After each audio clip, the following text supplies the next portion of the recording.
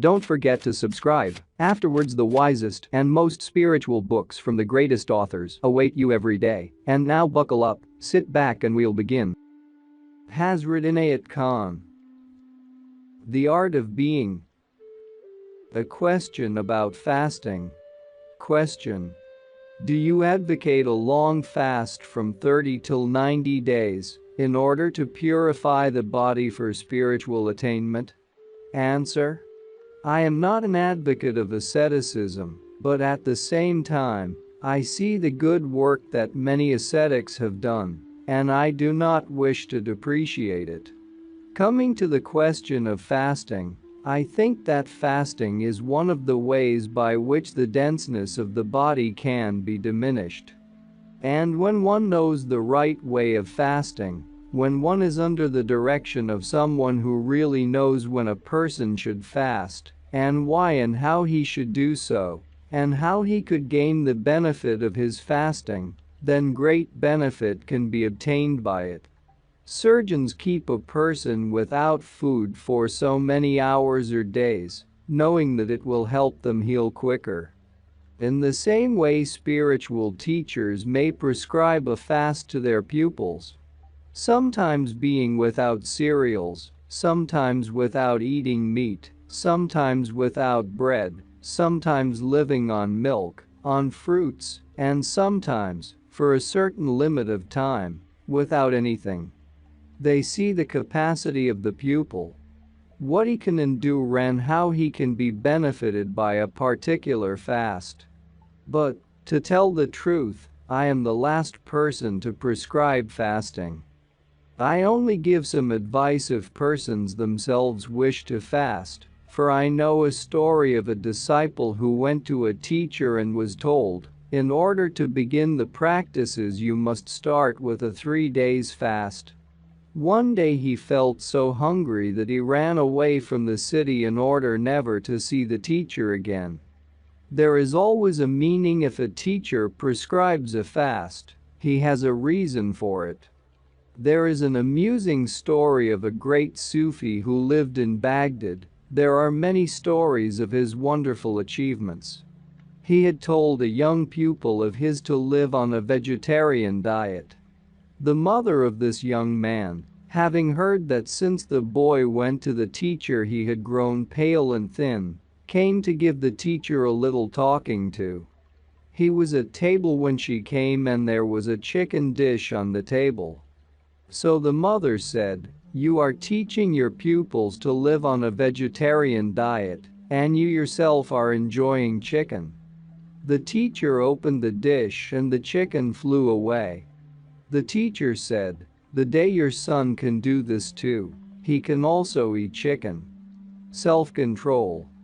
Self-control is the most necessary thing to be learned. A person may have great spirituality, illumination and piety, but in the absence of self-control this is nothing. Self-control also is the way of happiness and peace. Often we hear or read that persons of great repute in the world for their spirituality and mysticism do something that astonishes us very much, or make a quite childish mistake. It is want of self-control that makes them commit a mistake, against which they themselves have spoken and written many times. The spiritual student learns self-control in 3 ways. By postures, by tasawwur visualization which is concentration, and by amal, which is the highest practice.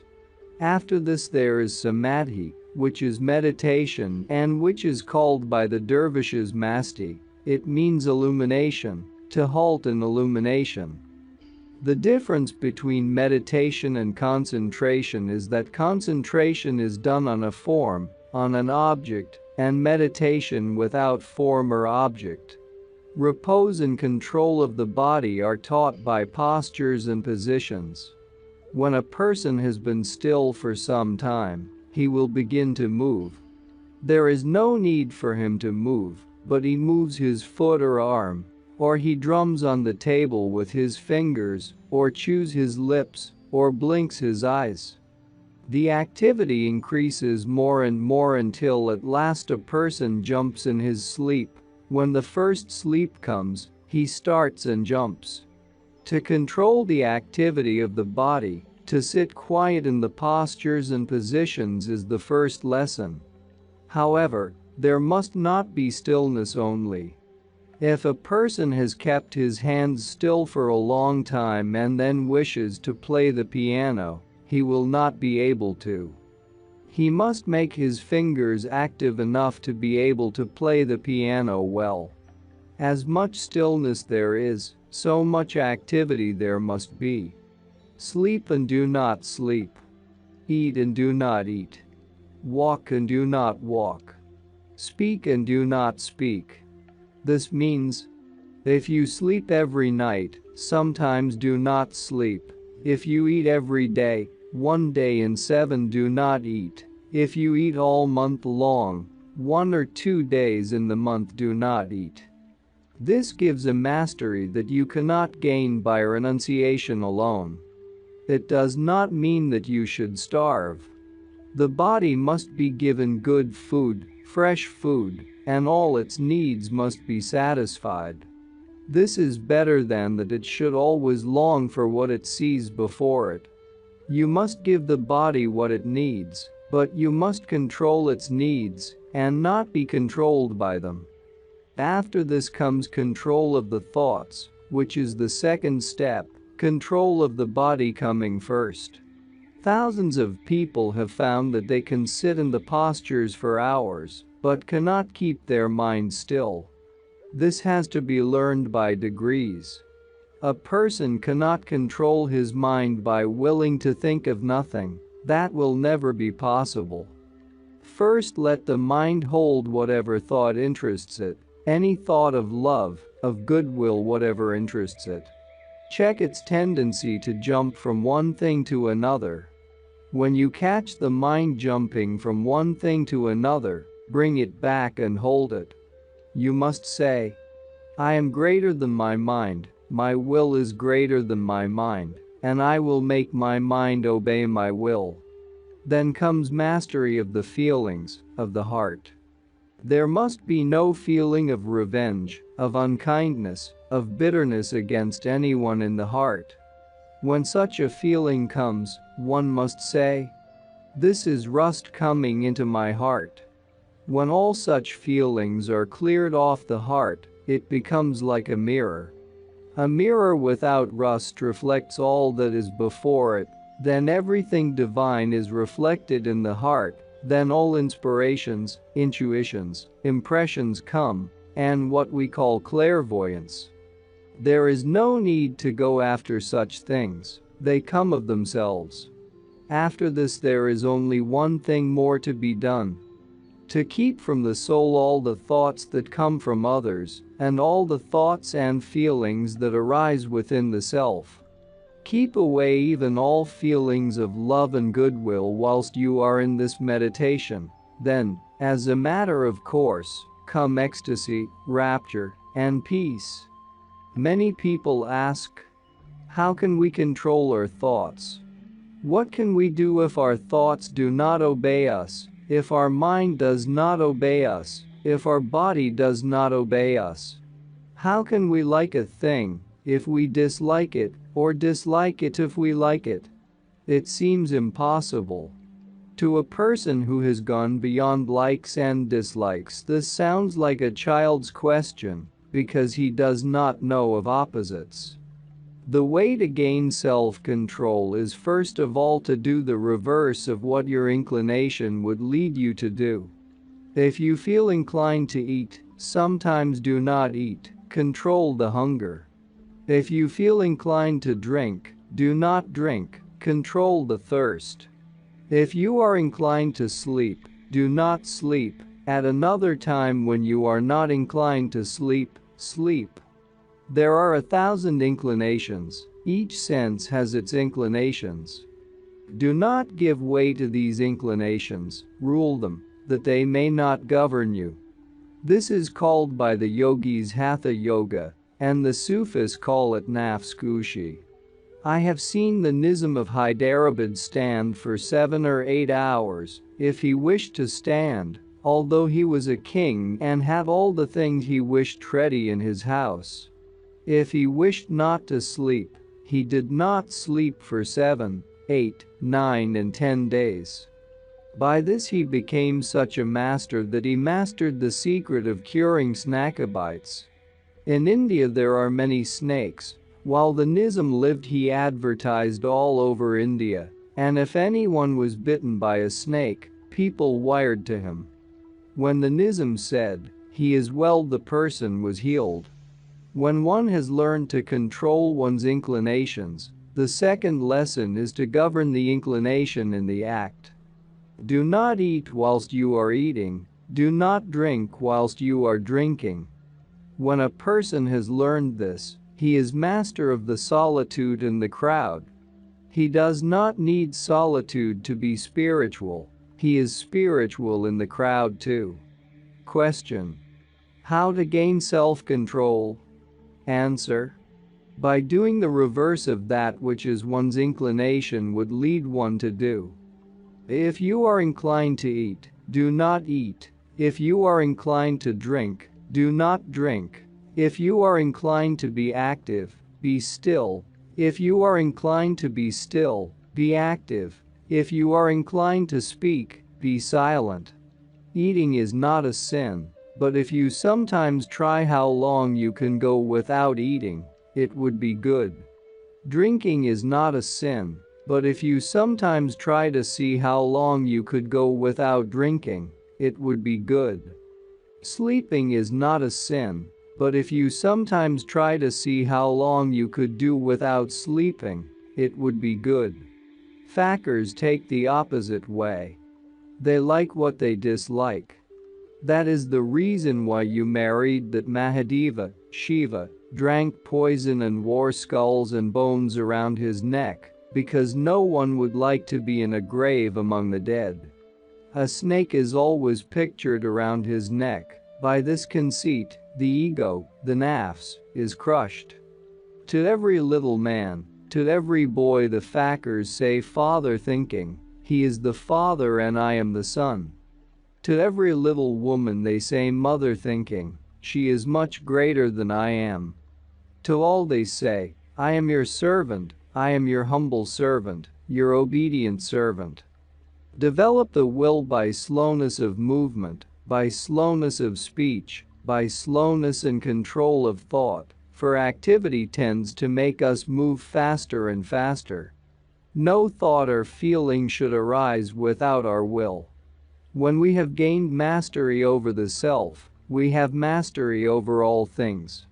The saints and sages have commanded a withered tree to become green. How was it done? By their mastery over the self.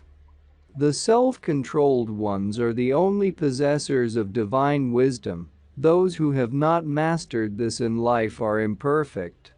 Though they may have all the riches, comfort and power, yet all this is as dross when the self is not under control.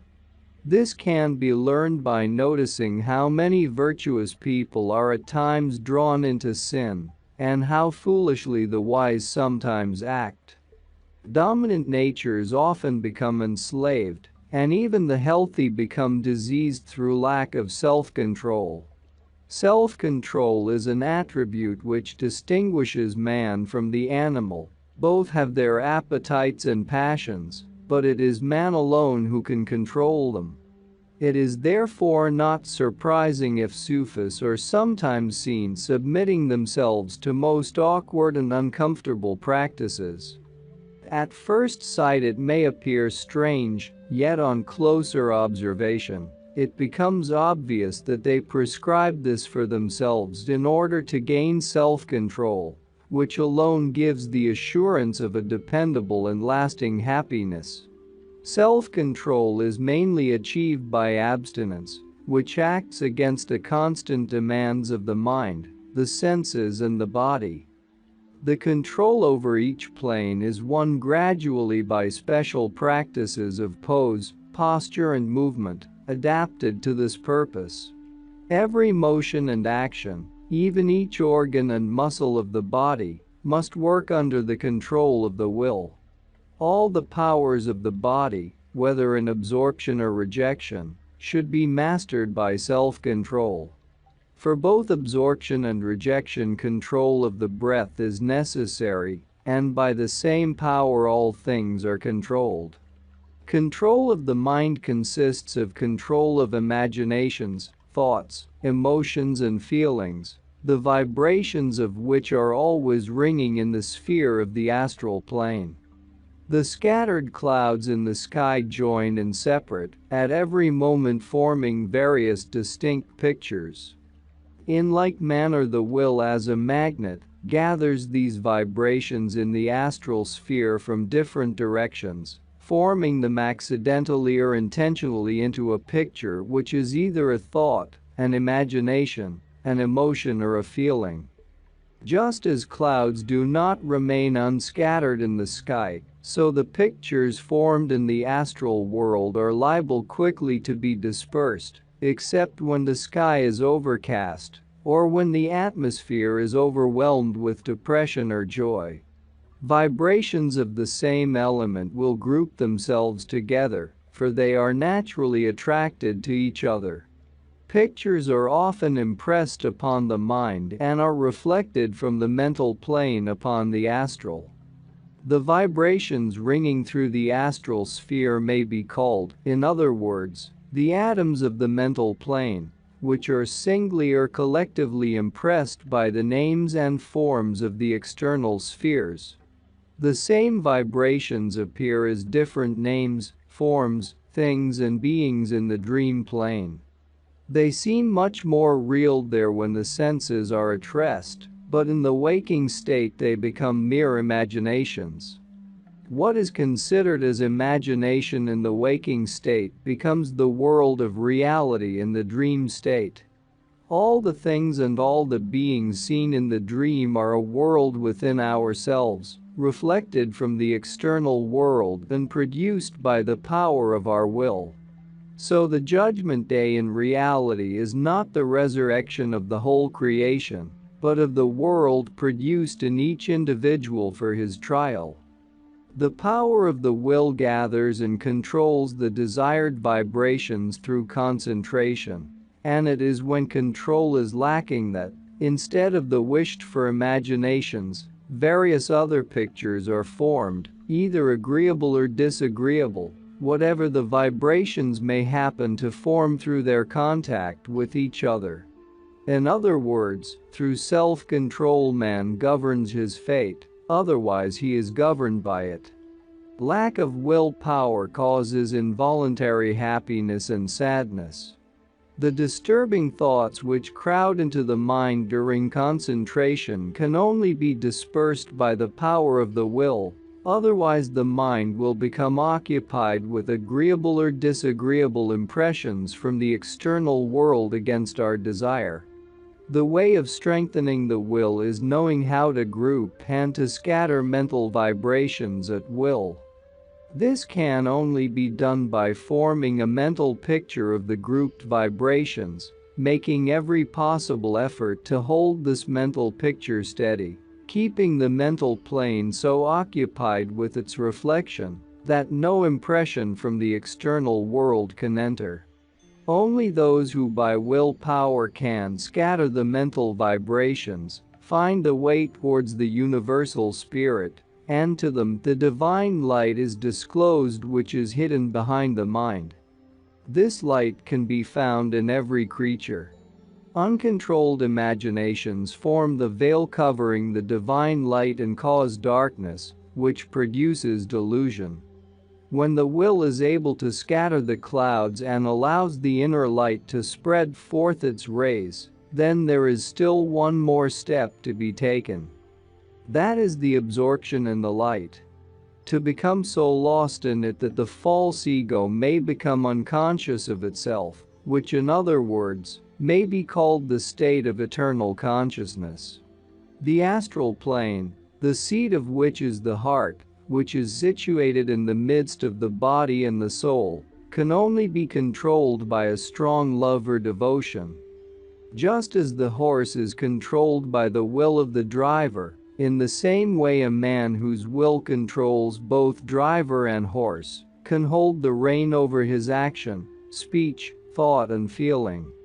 The mind is prone to different temptations and, uncontrolled, it wanders about like a wild horse in a jungle.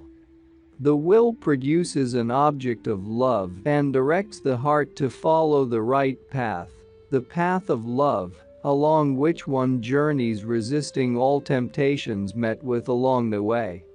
The Sufi idealizes the pangs of love by which the heart is warmed. The fire of love melts the heart, no matter how cold and hard it may be. When once it is warmed, it can be molded in whichever way desired. Ice, the frozen condition of water, cannot reproduce the reflections of which it is capable in its melted state. The resisting of temptations during the period of love helps to expand love, till the object of worship becomes the whole universe.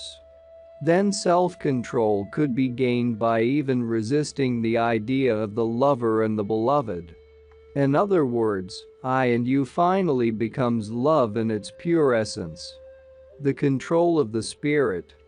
A complete realization of the spiritual plane is difficult for everybody, and only an earnest murid arrives at this stage through perseverance in the control of breath, under the guidance of a murshid, when all the senses can be opened or closed at will. The vision he sees and the phenomenon he experiences there are unknown to the average man. This state is incredible to those who have received a worldly knowledge, but have not followed the mystic way. Only he can control the self, making it rise above the physical plane, who loses himself in the phenomenon of the abstract plane. The murid, holding this phenomenon in his meditation, becomes so absorbed in it that in the end neither he nor the phenomenon remains, but only the consciousness of being. The control of consciousness. This is the control which liberates the consciousness from its attachment to the lower planes. That attachment keeps the consciousness deluded and confined to the earth.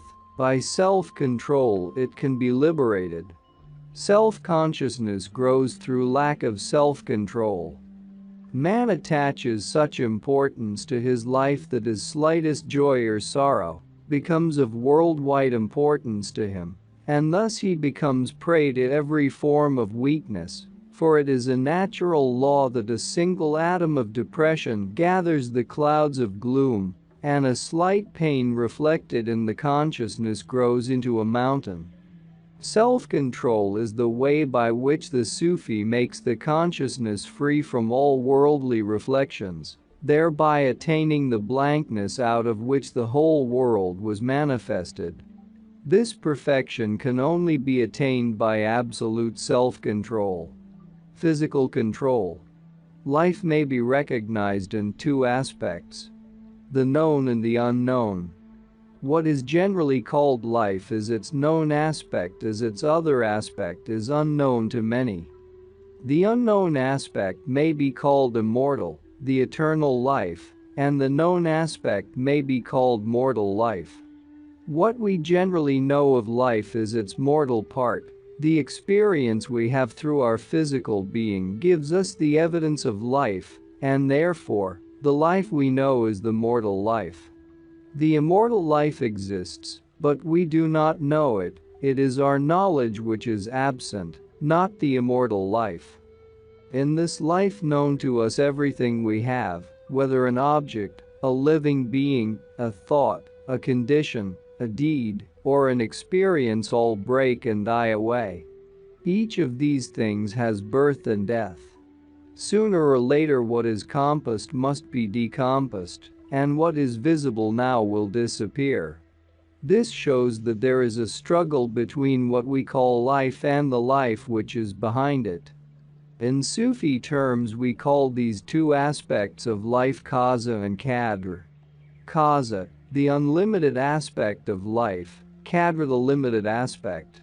Kadra draws upon the life of Kaza for its existence, and Kaza waits with its mouth open to swallow what comes into it. Therefore, the thinkers and wise men, those who are called mystics or Sufis, have discovered the science of how to withhold the experience of life, which alone gives us the evidence of life from the mouth of Kaza, the ever-assimilating aspect of life. If we do not know how to withhold it, it will fall into the mouth of Kaza. For Kaza is always waiting with an open mouth. As an illness awaits the moment when a person is lacking in energy, so in all different forms of Kaza is waiting to assimilate all that comes to it, and which then is merged in it. The question arises: how can we withhold, how can we keep something from falling into the mouth of Kaza? And the answer is by controlling our body and our mind. Much is known about physical culture, but what is known is what can be obtained by action, by gymnastics, by movements. Very little is known about what can be obtained by repose, by poise and posture. I have seen in the East a man lifting a heavy stone on one finger. One might think, how can a man's little finger, these fine bones, stand such a heavy weight? It is the power of the will alone which sustains the heavy stone. The finger is only an excuse. I have seen myself those who experiment in the field of spirit and matter jumping into a raging fire and coming out safely, cutting the muscles of their body and healing them instantly. It is not a story that mystics know how to levitate. The demonstration of this has been seen by thousands of people in India. I do not mean to say that this is something worth learning or following. I only wish to tell you what can be accomplished by the power of will. And in order to obtain the reign of will over the physical body, the first thing necessary is physical control. Among the different kinds of physical culture known to the modern world, there is nothing that teaches the method, the way, the secret of sustaining an action. For instance, to be able to sit in the same posture without moving, to be able to look at the same spot without moving the eyes, to be able to listen to something without being disturbed by something else, to be able to experience hardness, softness, heat or cold, keeping even vibrations, or to be able to retain the taste of salt, sweet and sour. Since all these experiences come and go, man has no control over his means of pleasure or joy.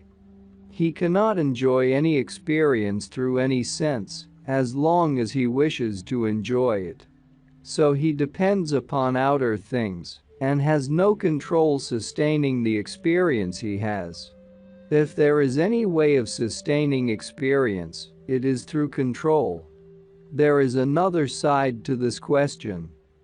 Being unconsciously aware that every experience, which is pleasing and joyous, will soon pass away, man is over-anxious and, instead of trying to retain the experience, he hurries it and loses it. So for instance, his habit of eating hastily, or of laughing before the mirthful sentence is finished. He is over-anxious that his joy will pass away, but so his joy is finished even before the mirthful sentence ends. In every experience, man loses the power to sustain it because of his anxiety about losing the pleasure it gives.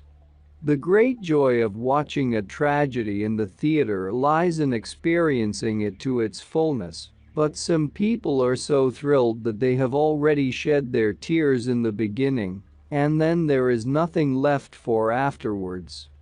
Once the zenith is reached, there is no more experience to be had, and so, instead of keeping it away from the mouth of eternal life, man throws every experience he makes, without knowing the secret of it, into the life behind. The mystics, therefore, by sitting in different postures and by standing in different poses, have gained control over their muscles and nervous system, and this has an effect on the mind.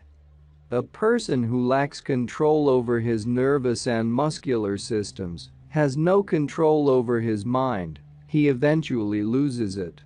But by having control over one's muscular and nervous systems, one gets control over the mind also. The means by which life draws its power is breath. With every breath one draws in, one draws life and power and intelligence from the unseen and unknown life. And when one knows the secret of posture and draws from the unseen world energy and power and inspiration, one gets the power of sustaining one's thought, one's word, one's experience, one's pleasure, one's joy. Thought power is necessary with both posture and breath in order to gain physical control. One must rise above one's likes and dislikes, for they cause much weakness in life. When one says, "I cannot stand this, I cannot eat this, I cannot drink this, I cannot bear this, I cannot tolerate this, I cannot endure all those things," show man's weakness. The greater the willpower, the more man is able to stand all that comes along. It does not mean that one has no choice. One can have one's choice, but when one gives in to one's choice, then life becomes difficult. There is a false ego in man, called nafs by the Sufis, and this ego feeds on weakness. This ego feels vain when one says, "I cannot bear it, I do not like it, I do not look at it." All this feeds the ego and its vanity. It then thinks, "I am better than others," and thereby this ego becomes strong, and so man's weakness becomes strong. But the one who has discrimination, distinction, choice, while at the same time having these all under his control, the one who enjoys sweet but can drink a bowl of something bitter, that person has reached mastery. Someone asked a wise man what was the cause of every tragedy in life. The wise man answered, "Limitation." All miseries come from this one thing, limitation. Therefore the mystics have tried by exercises, by practices, by studies to overcome limitation as much as possible. There is no worse enemy of man than helplessness.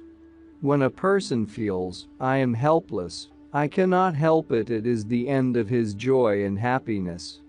Impulses also weaken a person when he helplessly gives in to them. For instance, when he has an impulse to go to the park, instead of waiting till it is the right time to go to the park, he quickly puts on his hat and goes along. He follows his impulse immediately and loses power over himself. The one who subordinates his impulses, controlling them, utilizing them for the best purpose, attains mastery. Besides, indulgence into every comfort, seeking convenience, always looking for the path of least resistance, also brings weakness. However small the work may be, if a person takes it seriously and finishes it with patience, he gains much power over himself. Patience is the principal thing in life, although patience is as bitter, as hard, as unbearable as death. Sometimes one prefers death to patience. It is a great difficulty that the people in this land of America are losing this quality of patience more and more every day, because Providence has blessed them so much. They have conveniences, they have comforts, they are the spoiled children of Providence, and when it comes to having patience, it is very hard for them. Individuals have to practice this spirit, for we do not know what may come to follow. We live in this world of uncertainty, and we do not know in what condition we may be placed tomorrow. If we have no strength of resistance, we may easily break down. Therefore, it is most necessary for the human race to develop patience in all conditions of life, in all walks of life, in all positions in life. Whether we are rich or poor, high or low, this is the one quality that must be developed. It is patience that gives endurance, it is patience that is all-powerful, and by lack of patience one loses so much. Very often the answer to one's prayer is within one's reach. The hand of providence is not very far off, but one has lost one's patience and so lost the opportunity. All such things as mastery and patience are acquired by physical culture. Physical control can build a foundation for character and personality, a foundation to be built in order to bring about spiritual attainment. Question: would you, please, explain something more about posture? Answer: the fantasy of the whole creation lies in the direction of every movement. It is in accordance with this direction that fantasy takes form.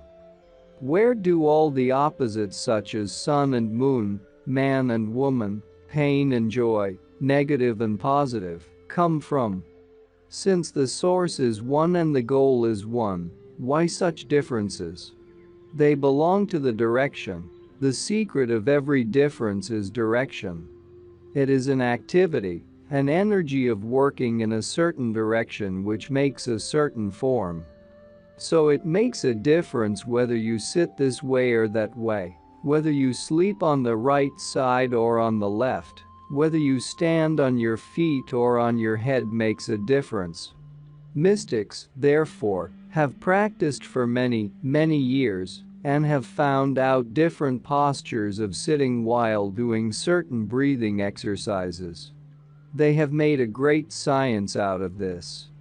There is a warrior's posture, an artist's posture, a thinker's posture, an aristocratic posture, a lover's posture, a healer's posture. Different postures in order to attain different objects.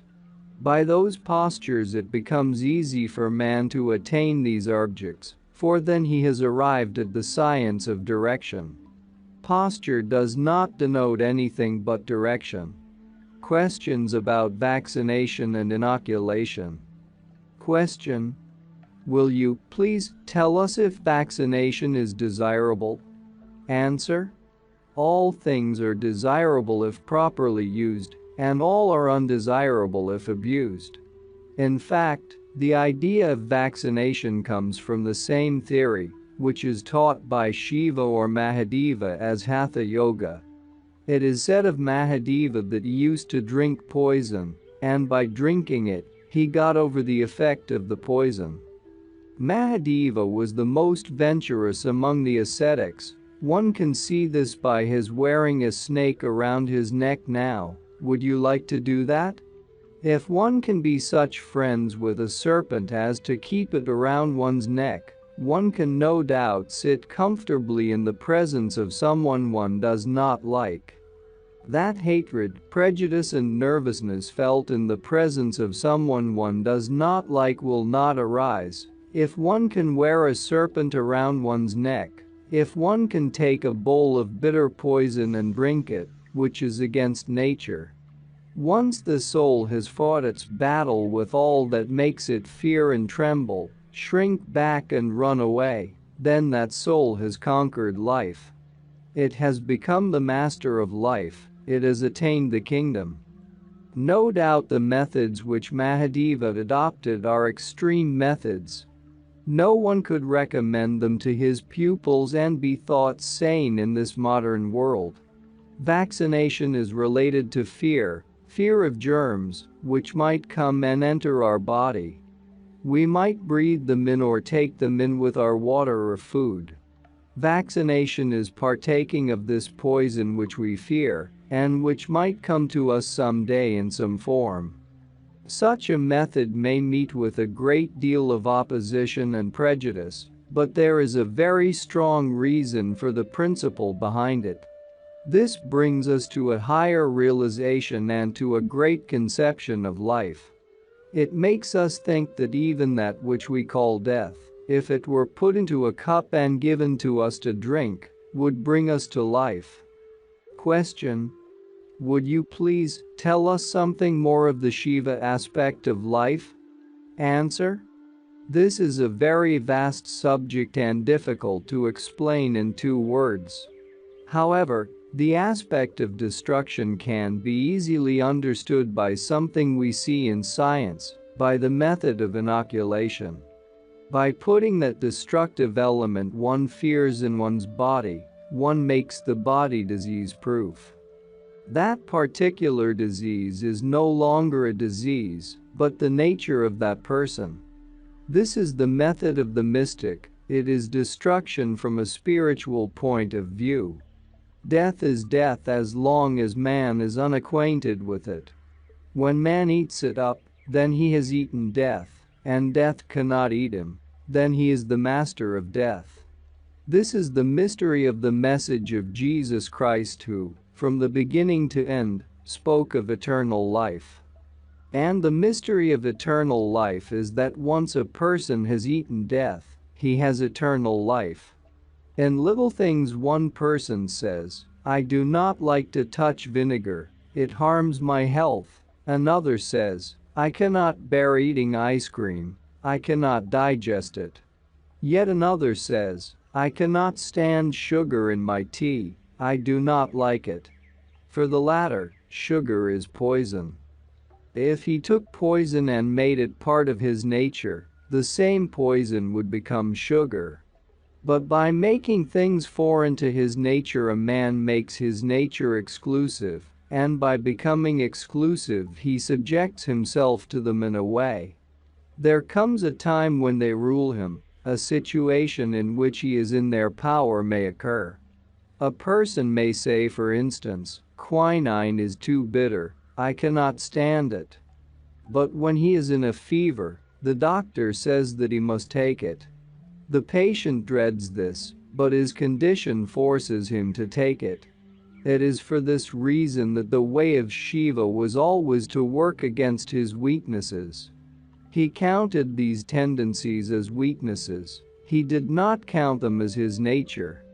What is nature? All is in our nature. But what we cannot stand we make foreign to our nature when we separate it, and a time may come when we become so weak that we cannot help becoming subjected to our weaknesses. There are snake charmers who, by making snakes bite them a little at a time, have gradually become inured to the poison.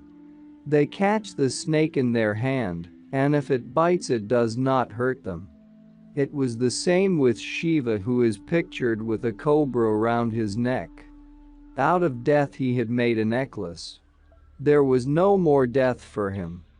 One can go to extremes in this way, but still it is a law which should be studied and known.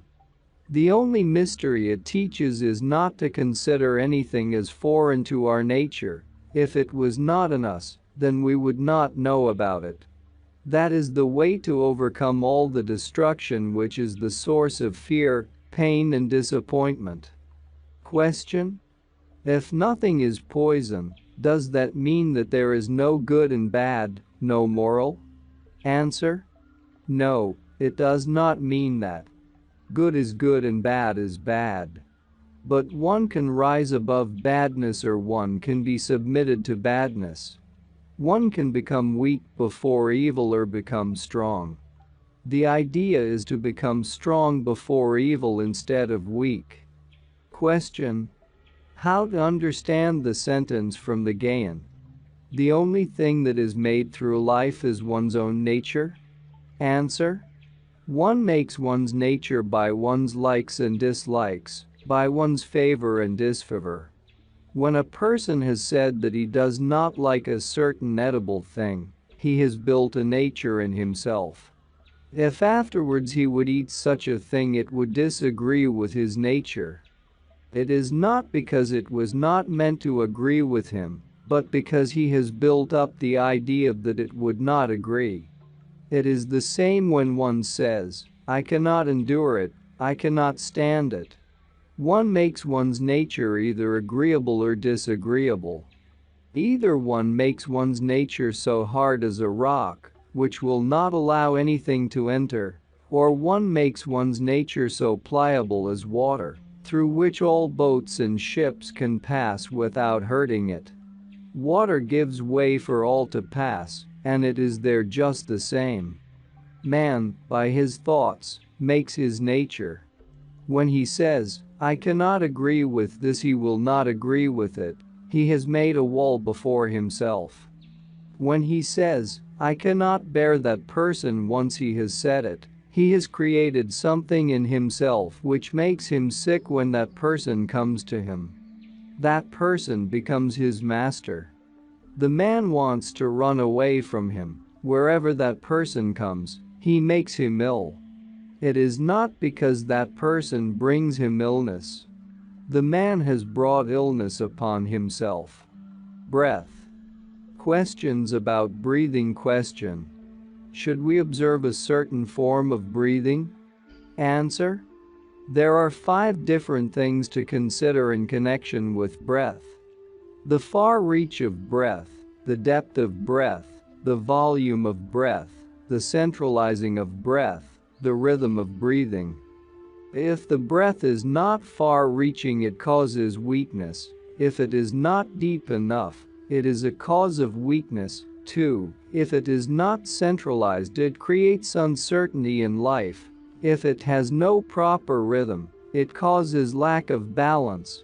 If it has no volume, it takes away vitality. Therefore, breath must be trained in these 5 different ways. It must be rhythmic, centralized, deepened, it must reach far, and its volume must be spreading. Breath must have the quality of covering a large ground.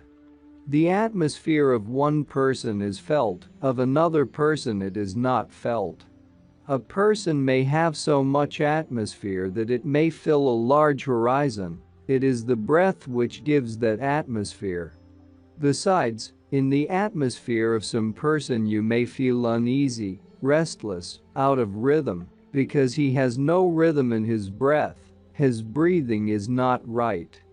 Question: how is rhythmic breathing acquired? Answer: this is a science in itself. We are far away from a natural life.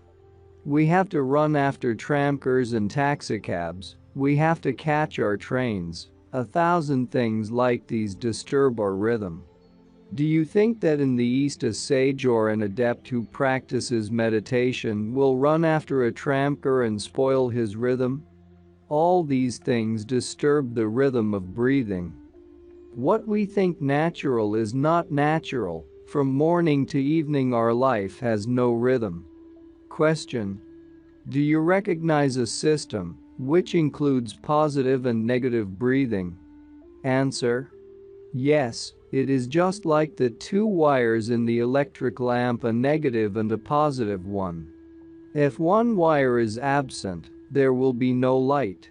In order to have light, there must be 2 currents, and these 2 currents make positive and negative energy.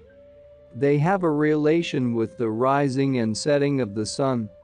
The current of the breath changes. And if it does not change in accordance with the time, if it is not in consonance with the rising and setting of the sun, then either a person is ill or unbalanced. Something is wrong with him. Question: what means centralizing the breath? Answer: in music we have many notes, but we call one note the keynote. Really speaking, every note can be a keynote, and there must be a central point for everything. For a plant it is the root, which is the center, and for the breath there is a seat in the body. If the breath is properly seated there, it is just like a plant, which is well rooted into the ground, and will grow nicely and bear fruit. If the plant is not rooted well, there is always a chance of its being destroyed. So in the life of man, if the breath is not centralized in its center, in the seat where it ought to be, then it is doubtful whether the person will live long and be happy. In the East, sages know for 6 months or a year before their death that their time has come, and they know it from the secret. They find that their breath no longer centralizes in the place where it ought to centralize. My spiritual teacher told his family a year beforehand that he was to leave the earth. Sages know this because they practice every day. Therefore, breath for them is an object they feel, see and know. Not every person can feel whether he is breathing from the left or right nostril, but those who practice know it instantly. There are times when one breathes through one nostril, and there are times when one breathes through two nostrils. Breathing through the two nostrils is a passing moment, and then the breath goes from one nostril to the other. It is a critical moment. Question: does the position of the body during sleep control the breath?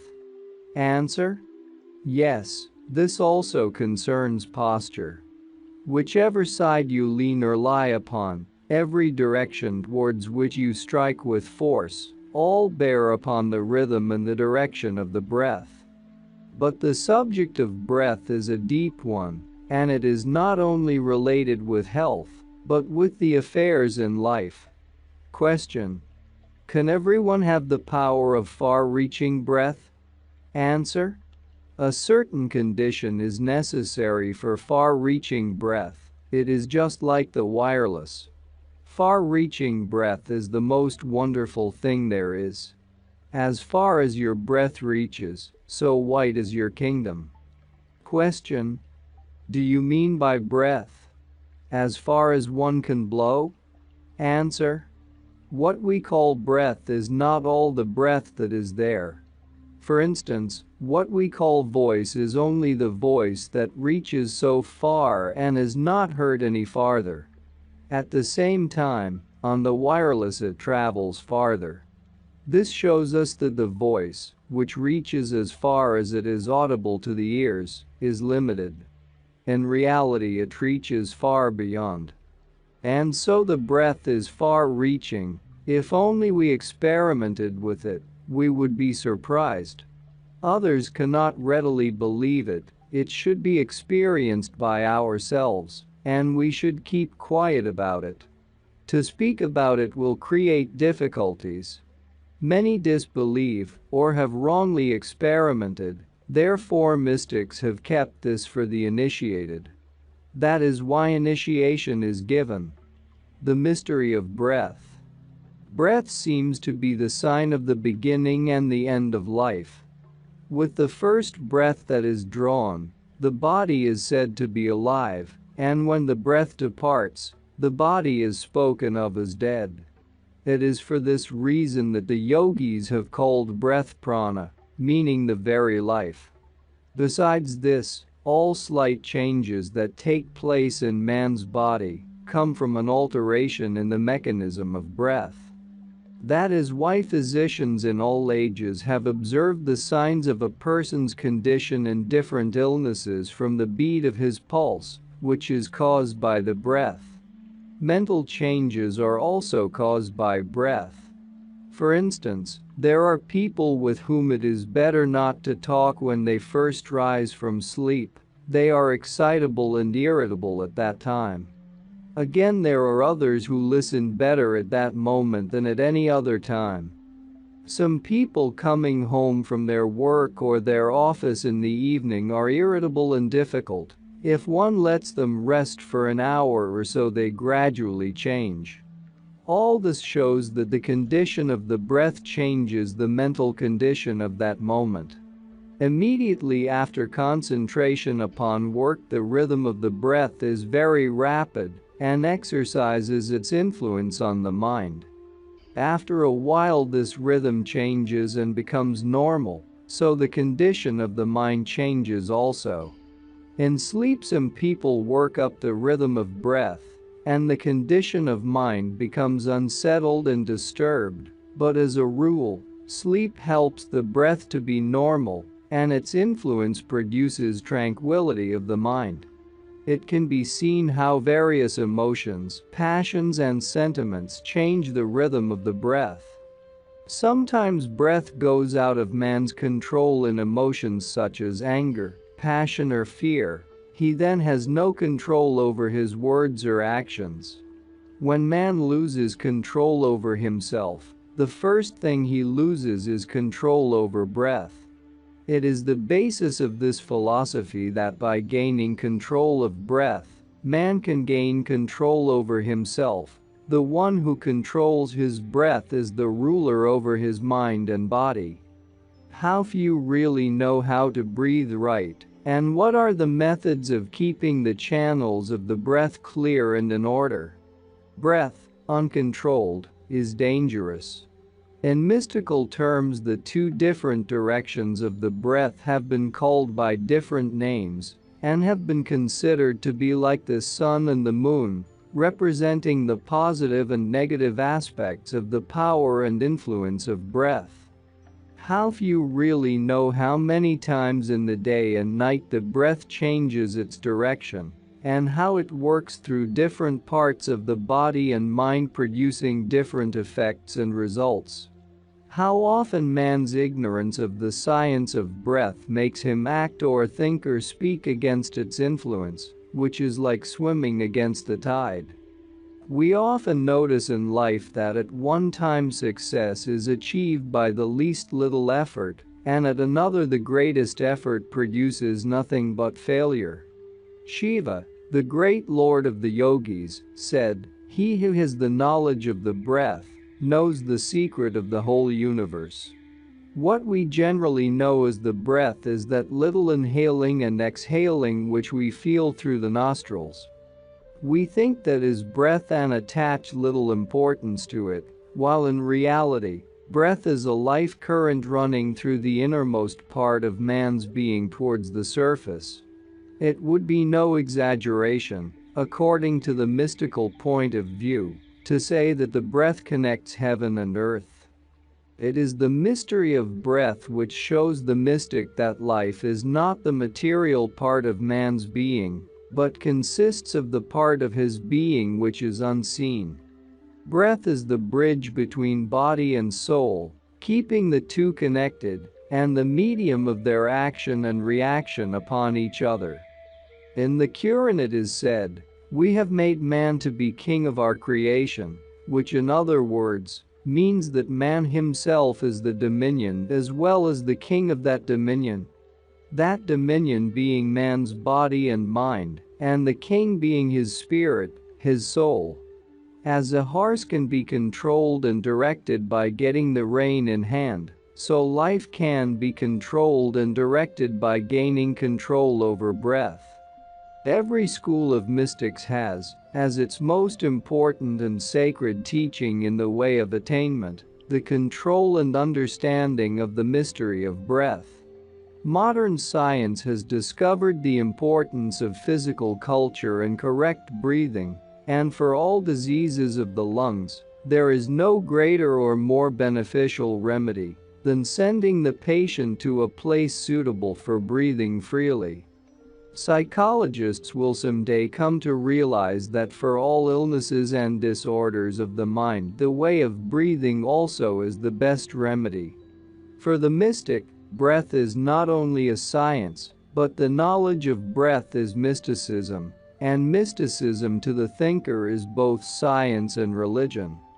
The mystery of breath is not a thing that can be comprehended by the brain only. The principles of mysticism rise from the heart of man. They are learned by intuition and proved by reason. This is not only faith, though it is born of faith. It is faith with proof. Therefore, study and practice of breath have been kept a mystery, not in order to monopolize them for a certain school, for no true mystic can be without generosity. The first sign of a mystic is that he is ready to give to everyone. The first and last lesson is to give to the end, to give everything one possesses.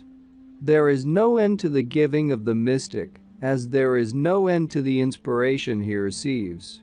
If breath has been made a mystery, it is only as one would keep an object of glass from a little child, fearing that he might break it, hurting himself and others. Think what an intoxication life is in this world. Realize what are man's needs, temptations and desires. What would he not do to attain them? Man is so absorbed in striving after all these things that he does not know what he really wants or how rightly to obtain it. He does not know what harm he may cause to himself or others. He uses power not knowing what will be the result. Therefore, to give mysticism to all is like giving a sword, unsheathed, to a drunken man.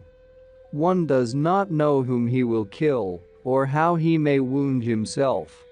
But apart from mysticism, it is necessary that everyone should know how to live a balanced life, a life of power and tranquility, and how to use and control the power of breath, that he may be better fitted to manage his life. If we consider the conditions of life today, we see that, however much man thinks he has progressed, certain aspects of life are neglected in the way of health, repose, balanced thinking, and in the way of kindness and love to one another. All these things are lacking, and the spirit of the present time seems to be going in quite the opposite direction. Selfishness seems to be so much on the increase. Real religion, the spirit of forgiveness, generous giving, regard for old age, refinement, culture all seem to be disappearing. Man in general does not know even if there is a God or truth. If this is the spirit, how can we expect to find that harmony, peace and love which make heaven on earth? It is useless to discuss the peace of the world. What is necessary just now is to create peace in ourselves, that we ourselves become examples of love, harmony and peace. That is the only way of saving the world and ourselves. Let man try to become more considerate of others. Let him ask himself, of what use am I in the world? Am I born for a certain purpose? And then try to train himself in self-control by the mystery of breath, the best means for accomplishing that purpose. The science of breath. The nature of every creature can be known by his breath. Animals such as the lion, tiger, or bear, who kill and eat other animals, show from their breath strength, power, and yet an upset condition which gives them upsetting of mind, temper, jealousy, a fighting nature, greed, and a tendency to bloodshed. Other creatures like the cow, sheep and goat have a settled breath which keeps them thoughtful, considerate and sociable to their own kind, which is proved by their living together in herds. They content themselves with feeding on grass, avoiding the presence of cruel animals.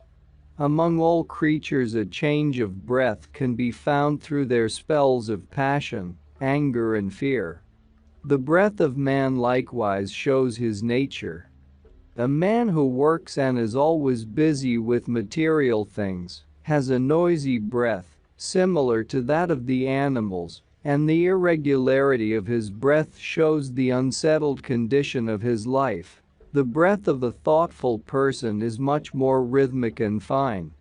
Of course, more physical energy makes breath grosser, and a person becomes thoughtless. When his breath is normal, man becomes thoughtful. When the energy is less, a person becomes still wiser, but incapable of making a right use of his wisdom, owing to the weakness of the means. His physical body. The value of breath is more than all the wealth and power one can have in life, for every breath gone has lessened that much life. Suppose a person is made with the energy of 100 breaths, he may take them in 1 hour and die, or by controlling them through rhythm he may finish 100 breaths in a day. It is just like a clock. If its tick goes slower, it will last much longer than the hours of its limitation, and when the beat is quicker, it will stop long before its winding hour. When lying down, the breath is least strained. By sitting, it is more strained. By standing, still more, and by walking and running, still more again.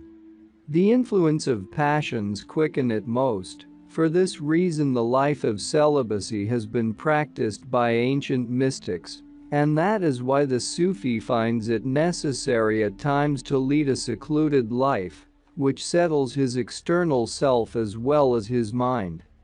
This does not only help to create peace and harmony in man, but even to prolong life much longer than the allotted time.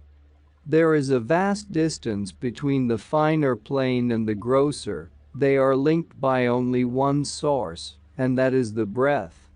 The nature of breath is just like the air. When the air is farther away from the earth it becomes finer, and in the same way it becomes heavy when nearer to the earth.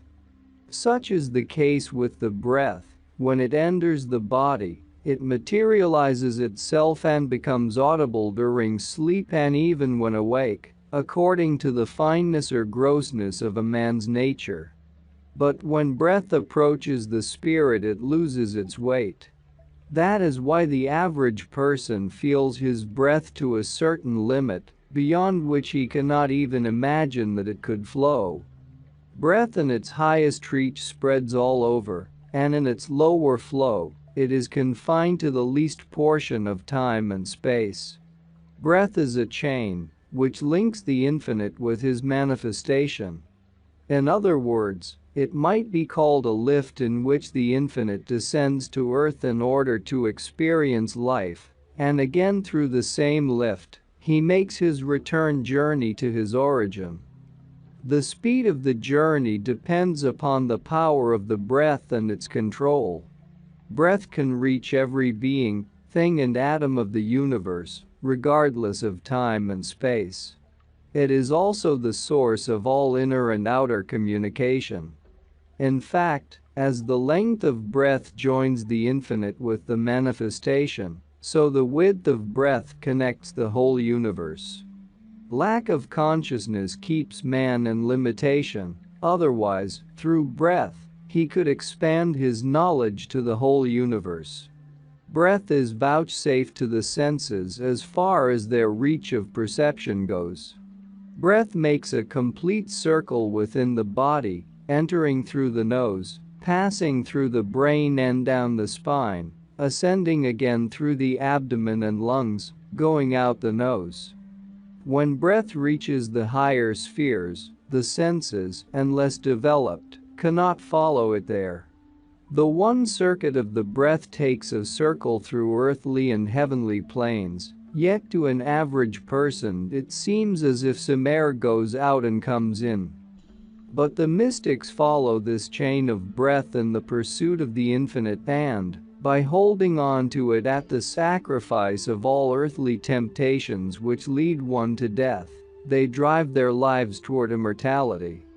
When this condition is brought about by a mystic of his own will in meditation, then he becomes the controller of his life, and death becomes his servant. By dying every day in meditation and again experiencing this momentary life, the mystic becomes familiar with that state which every man fears and calls death. The greatest punishment that man can inflict on man is death, which to a mystic becomes his everyday playground. Thus he gets beyond the interest of this life and the fear of death. The difference between the mystic and another person is as that between the swimmer who quite fearlessly would swim and dive into the water, and the non-swimmer, who would die with fear even before sinking. That which is a comfort to the one becomes death to the other. So death, most alarming to the average person, is peace to the mystic. In all religions, directly or indirectly, this secret of mysticism is suggested. Of course, the truth cannot be revealed plainly before everybody. That is why the study of the breath is kept secret and is termed mysticism. The philosophy of breath. As the books, the precepts and doctrines of a religion are important to the follower of that religion, so the study of breath is important to the mystic. People ordinarily think of breath as that little air they feel coming and going through the nostrils, but they do not think of it as that vast current which goes through everything, that current which comes from consciousness and goes as far as the external being, the physical world. In the Bible it is written that the first was the Word, and from the Word, all things came. But before the Word was the breath which made the Word. We see that a word can make us happy, and a word can make us sorry. It is told that once a Sufi was healing a child.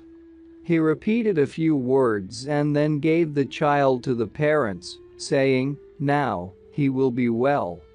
Someone who was antagonistic said to him, "How can it be possible by a few spoken words anyone can be healed?" From a mild Sufi an angry answer is never expected, but this time the Sufi turned to the man and said, "You understand nothing about it. You are a fool." The man was very much offended. His face was red, he was hot. The Sufi said, "When a word has the power to make you hot and angry, why should not a word have the power to heal? Behind the word is a much greater power. Breath. If a person wishes to study the self, to know the self, what is important is not the study of mind, thought, and imagination, nor of the body, but the study of breath. The breath has made the mind and body for its expression. It has made all, from the vibration to the physical atom, from the finest to the grossest. The breath, a change of breath, can make us sad in the midst of happiness. It can make us joyful in the saddest, the most miserable surroundings. That is why without reason in some places we feel glad, in other places a melancholy comes over us. It is the air that makes us so. One may say, how can breath do all this? How can it make the body? I have seen people in the course of years become as their breath is. What exists in the breath is expressed in the form. As the breath is, so the child becomes. There are three sorts of breath. There is the stronger breath, Jalal, and the weaker one, Jamal, and there is the breath that unites the Jalal and Jamal, and by uniting them, destroys, annihilates both. This is Kamal. By uniting Jalal and Jamal the breath forms a circle. This explains the circular form of guns, shells and cannons. The circle is the form of destruction. All elements earth, water, fire, air and ether are in the breath, according to the direction it takes. We can taste them in the breath. There are 5 directions, 4 outward and 1 inward. You may ask, what influence can the direction have? I shall answer that if you take a ball and throw it in every direction, the ball will not go equally far at every throw. It will sometimes go farther, and sometimes not so far. Even in our words, the direction of the breath has its effect. Sometimes we say, "Yes, I see directly." Sometimes we say, "Yes," sarcastically, "I see," and our head is thrown back. The breath comes obliquely. The effect is quite different. If you say, "We cannot feel, we cannot perceive the elements in the breath, we do not know where they are," I shall say that this is a science. It cannot be understood in a moment, it is a study. You may ask, is the direction the only thing that has influence upon the breath? There are 2 other forces that influence it. Urge and nuzul, the rise and the fall. In the jets of water in a fountain, some of the jets rise very high, others less high, others rise only a few inches, according to the force by which they are predestined. So it is with the breath. The control of the breath. Reading books cannot give anyone control of the breath. Practice is needed. Reading theory of music cannot make anyone a composer, a singer, a piano player. Ask composers, singers, violinists how much they have to practice. The practice of the breath is very difficult and arduous. We see yogis sitting or standing for hours in the same position, practicing for hours in the night or before dawn. Through control of the breath all things are gained. If a man is a great writer, it is because his breath holds the thoughts that are in his mind. Sandow, a famous strong man in the century, through control of the breath, developed ideal muscles. Before control of breath is learned, control of the body must be gained by the practice of postures and positions. For instance, if a small child is trained once a day to sit still 4 or 5 minutes, not to run about, if it is trained not to begin to eat at dinner until everybody eats, that will give it control. The ways of control of breath are many. It must be done by realization of the self. But as long as we think that this body is our self, we cannot realize ourself. And often we not only think that our body is our self, but we think that our overcoat is our self. If it is miserable, we think that we are miserable. If it is very grand, we think that we are very grand. It is natural to think that what is before our view is ourself. We always remember the words of our great poetess Zebanissa: "If thou thinkest of the rose, thou wilt become the rose. If thou thinkest of the nightingale, thou wilt become the nightingale. Thou art a drop, and the divine being is the whole. Whilst thou art alive, hold the thought of the whole before thee, and thou wilt be the whole." The mystic always consults his breath in the evening and in the morning, in order to know whether it is harmonious with the sun, with the moon, and with the planets. He is always conscious of the breath. This is achieved through concentration. The Sufi gives a lesson to teach it, which is called fikr. My spiritual teacher, my murshid, once said, "People say that there are many sins and virtues, but I think there is only one sin." I asked him what it was, and he said, "To let one breath go without being conscious of it." The control of the breath. We say that the hand is in control when it can grasp something and hold it in its grasp. The fingers, we say, are in control when they move up and down the piano, when they strike B when B is wanted, not striking E. Control is both in repose and in activity. Sometimes we find that we have become angry, we have become impatient, we have lost control over our mind, but before losing control of the mind we had lost control of the breath. Since I have been in the West, people have said to me more than 1,000 times, "We cannot control our mind, we cannot keep our mind fixed on one point." The first step is to lessen the activity of the mind, then thoughts come more slowly. One should first control the breath and make it slow and regular. By this the health of the body is improved as well as the health of the mind. People have invented a fan to purify the air by fanning it very rapidly.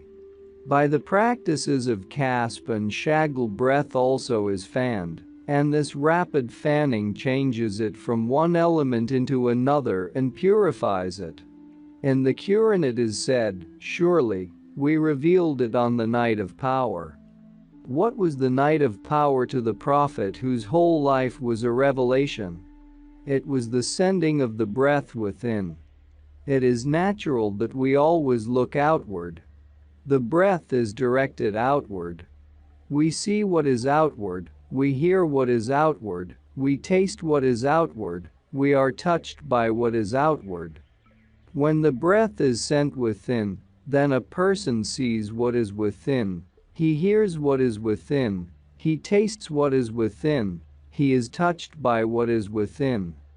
When this is done and the breath is purified, the mystics see forms and colors in it, which reveal past, present and future to them. They know the past, present and future of every person whom they see. But if the control of the breath teaches them past, present, and future, it is too little, it is not worthwhile. It must tell them more. From this limited being it must bring them to that unlimited existence, from this mortal being to that immortality. In the account of the Miraj it is said that a burak was brought for Muhammad to ride, an animal like a horse with a human face. This burak was the breath. The horse whose rein is in the rider's hand. If a person exercises the breath and practices concentration with a scientific idea only, he soon becomes tired. He thinks, why take so much trouble? For what result? If it is done with the thought of God, with the repetition of the names of God, then by the thought of the idealized God in whom is all perfection, all beauty, who is the friend to whom we can tell our sorrows, all our troubles, a happiness comes, a bliss. Sati says, in the thought of God is the blessing that it draws us every moment nearer to Him. The power of silence. From a scientific point of view I shall say that speech is the breath of breath. In the Vedanta breath is called prana, which is life. It may be said that breath is the chain that links body, heart and soul together, and is so important that the body so loved and cared for, kept in palaces, its slightest cold or cough treated by doctors and medicines, is of no more use, and cannot be kept any more when the breath is gone. Speaking being the breach of breath means that, when one is speaking, one takes 10 breaths in the time, which would be normal for one breath. One says, "Where are you going?" And for these 4 words one takes 3 breaths. Breath is like the hoop with which a child plays. According to the force of the blow from the stick, so many turns the hoop makes, and when the force is spent the hoop falls down. It is like the ticking of the watch. The watch goes on for the time for which it is wound. It may be for 3 days or for 24 hours, or for a week or a month. Longer than that period it cannot work, because it was not wound for it. Breath is like a child's top.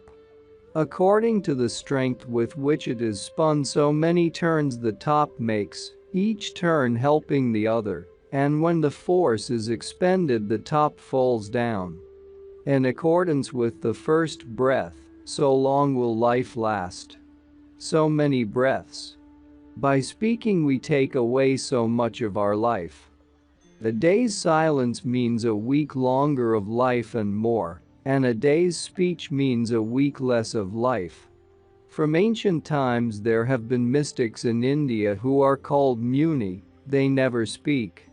They have of course other characteristics as well, but they are called muni because of their abstinence from speech. They often have lived very much longer than we live in the present time. 300, 500 years and more. By not speaking the breath is not interrupted, it is regular and even. Mystics have always attached great importance to breathe, and have made it study their first object.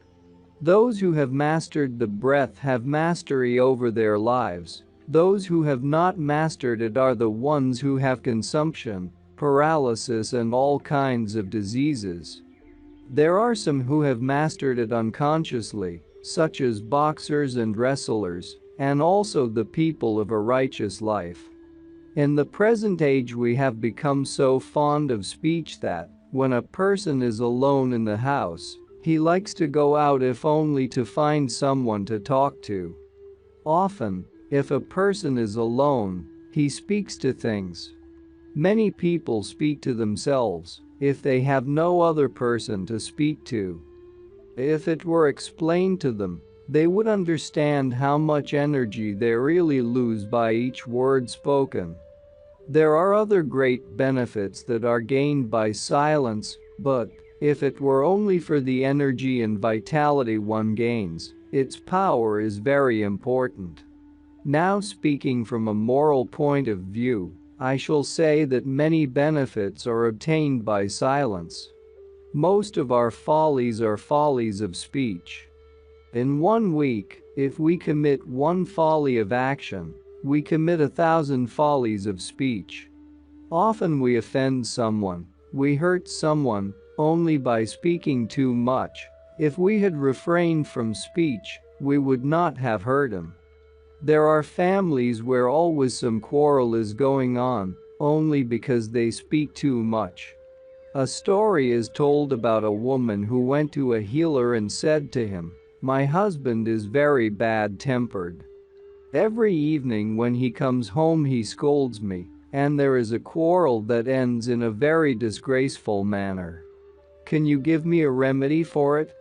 The healer said, "Certainly," and gave her 7 pieces of candy, explaining, "These are charmed pieces of candy. When your husband comes home, put one of these in your mouth." When I did so, and that evening there was no quarrel.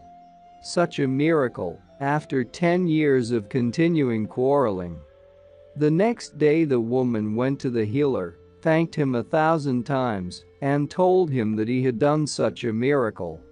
She said, "I do not know what to do to thank you.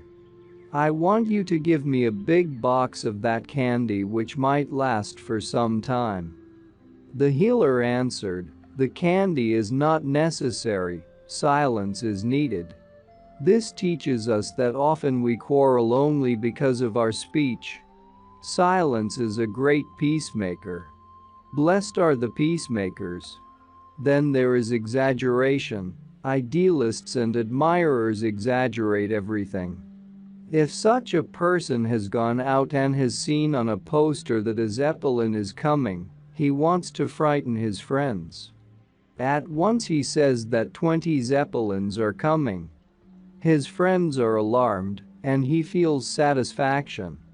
Idealists, if they take a fancy to a person, tell him that he is the sun and moon and the heavens.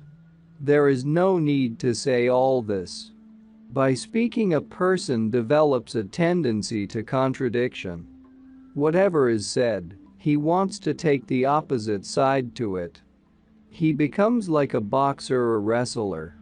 When there is no one to box or wrestle with, he is disappointed. He has such an intense inclination to speech. I have many times had this experience, and will tell you about one. I was at a reception at a friend's house and someone was there who disputed with everybody, so that all were tired. I avoided him, but my friend put me forward to speak with him, so I had to go and meet him. When he heard that I was a speaker and a teacher of philosophy, he thought, "This is the person I want," and said, "I do not believe in God. As it is the work of the Sufi to harmonize, to unite," I said, "do you not?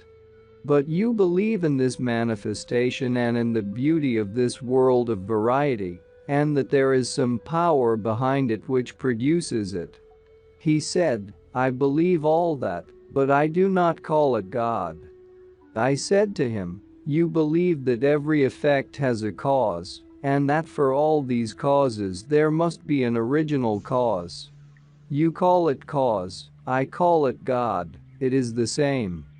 "I believe in that," he said, "but why should I worship this personality? Why should I call it God?" I replied, "There is some officer whom you salute, some superior before whom you bow. There are your father and mother for whom you have a feeling of respect. There is some fair one whom you love and adore, some power before which you are helpless. How great must be that person who has produced and who controls all these, and how much worthy of worship?" He answered, "But I do not call that divinity, I call it a universal power, an affinity working mechanically, harmonizing all."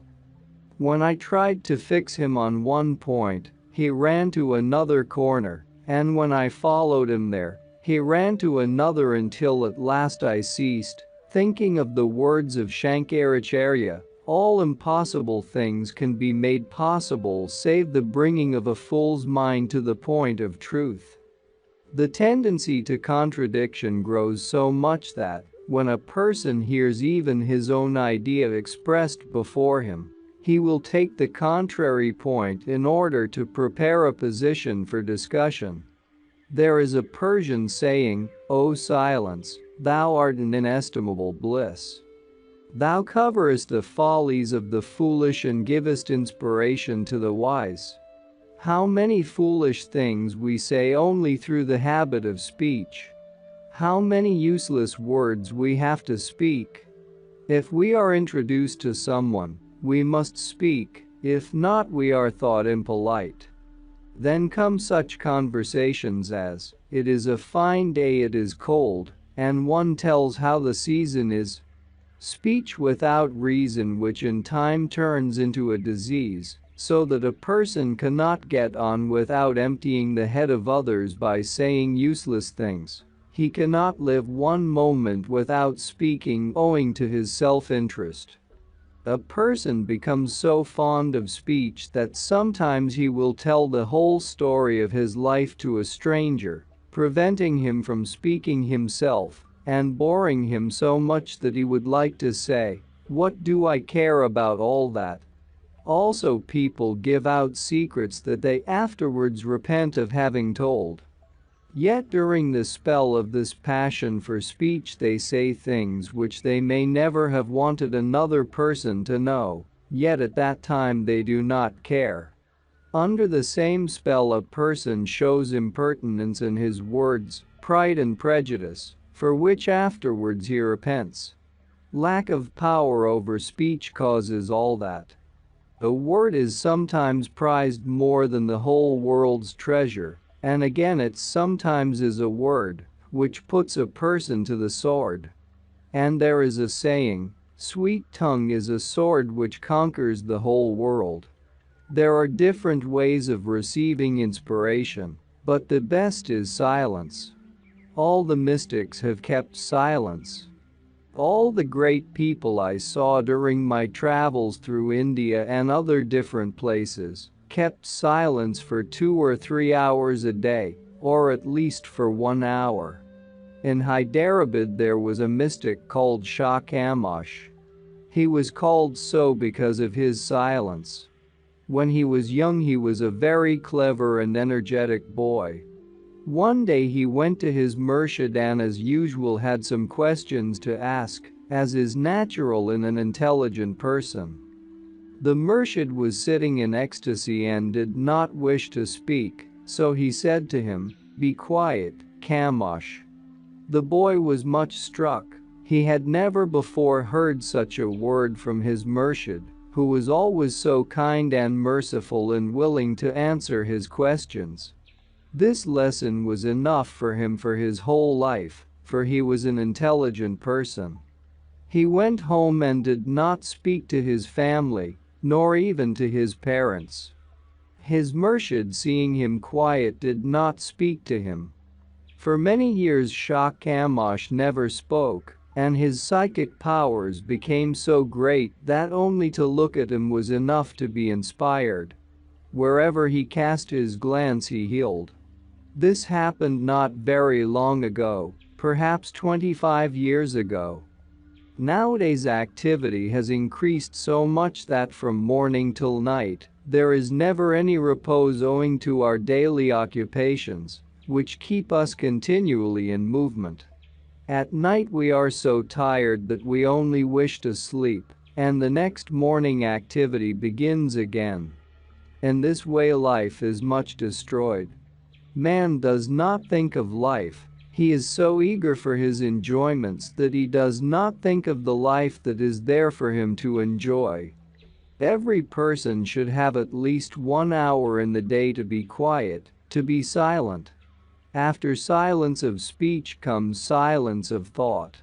Sometimes a person is sitting still without speaking, but all the time his thoughts are jumping up and down. The mind may not want the thoughts, but they come. The mind is let out to them like a dancing room and they dance around in it. One thought then must be made so interesting, so important, that all other thoughts are driven away by it. When thoughts have been silenced, comes silence of feelings. You may not speak against some person, there may be no thought against him in your mind, but if there is a bitter feeling against him in your heart, he will feel it, he will feel there is a bitterness for him in that heart. Such is also the case with love and affection.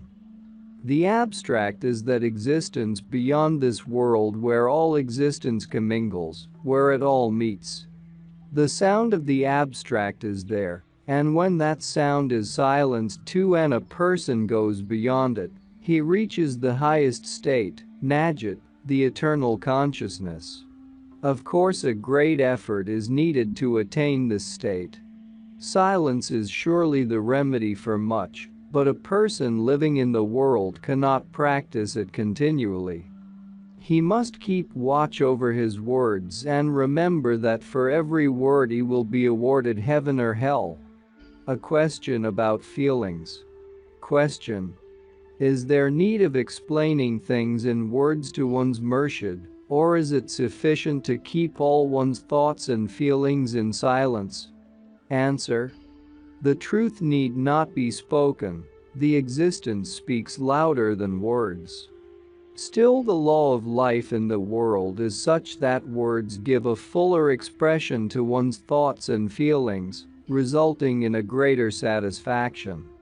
Therefore, the best thing is to say what can be said, and not to try to put into words what can never be expressed in words, trusting in one's own sincere devotion, and in the sympathy of your murshid, that nothing will remain not understood.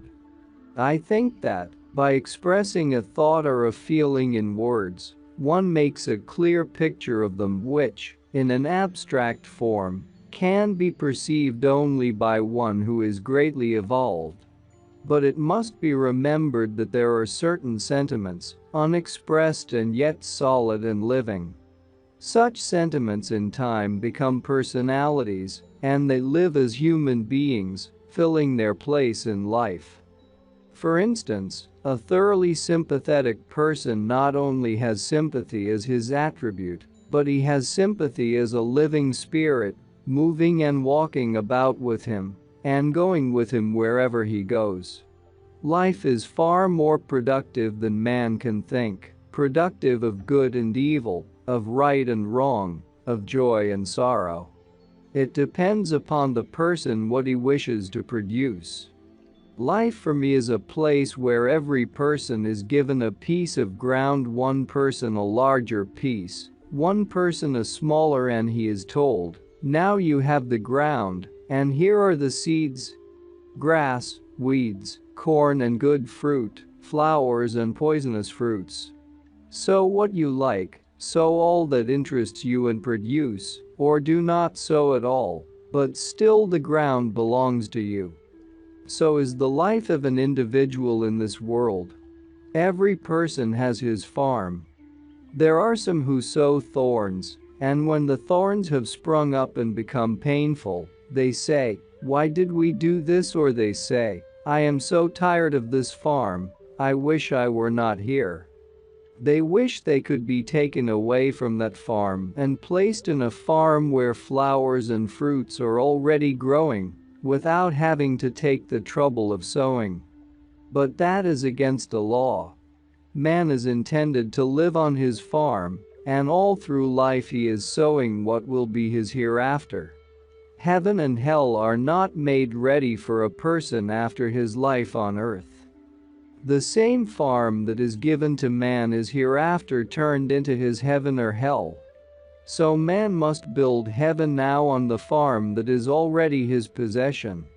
He must put into it all that he likes and loves, and remove from it all that is hurtful, harmful, disagreeable, making now, while on earth, his farm of the nature of heaven, which in the hereafter will culminate into a perfect heaven. And that's not all. Our experts and regular viewers respond to all comments. Also check if you forgot to subscribe and set your bell to receive notifications about new audiobooks and other useful self-development materials that we release regularly. Join in the discussions, don't forget to give likes and, if possible and inspired, support the development of the channel financially. All useful links will be in the description and the first attached comment. Goodness, love and wisdom to all. And now move on to watch the next part of the video at the links below, or choose something from the playlists of the channel and those you see on the screen.